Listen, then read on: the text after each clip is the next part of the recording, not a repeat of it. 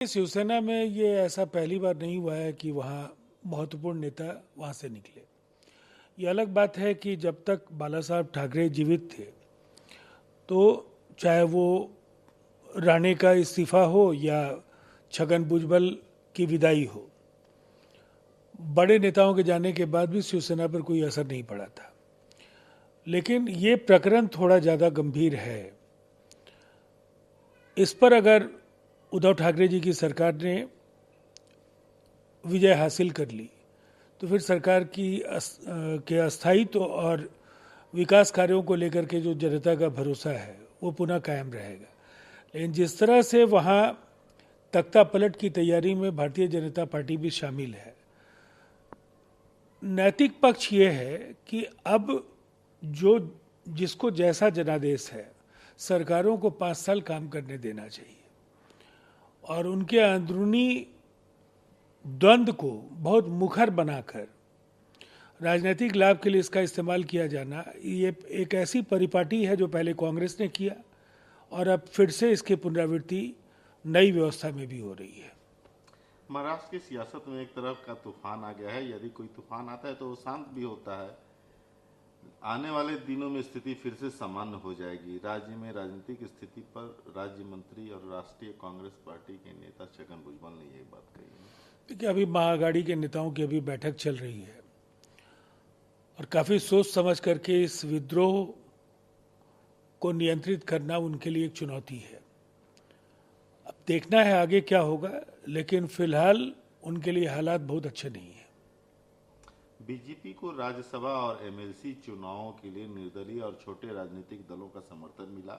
हमारी जानकारी के अनुसार एकनाथ शिंदे और 35 विधायक जा चुके हैं।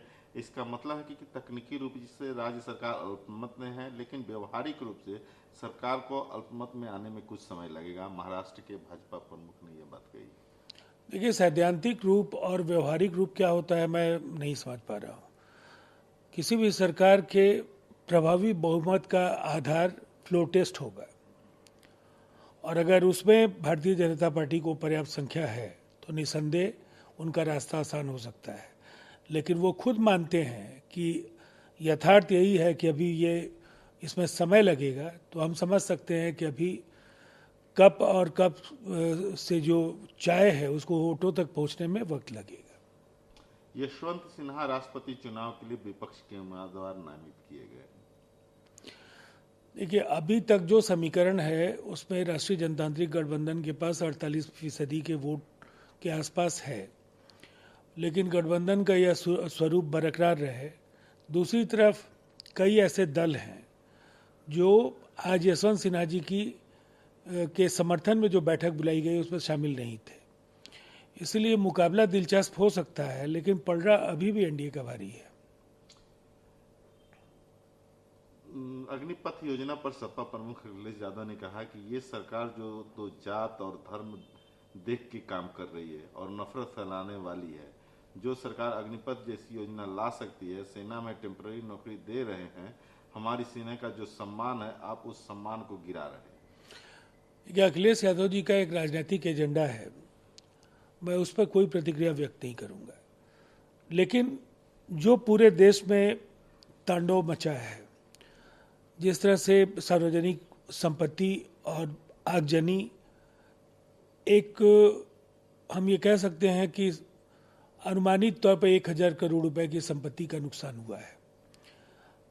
ये सब कुछ नहीं हुआ होता अगर देश के नौजवानों को और राजनीतिक दलों को एनडीए सरकार ने विश्वास में लिया होता। इस योजना को किस दर किस्त इसकी जो भी उपलब्धियां हैं, जो फायदे नौजवानों के लिए हो सकते हैं, उन्हें अलग अलग किस्तों में लाए जाने के बजाय जिस तरह से सेना प्रमुखों के प्रेस कॉन्फ्रेंस को इन्होंने बाद में किया, अगर पहले एक मुफ्त ऐलान के साथ वो आए होते तो शायद हालात ऐसे नहीं होते।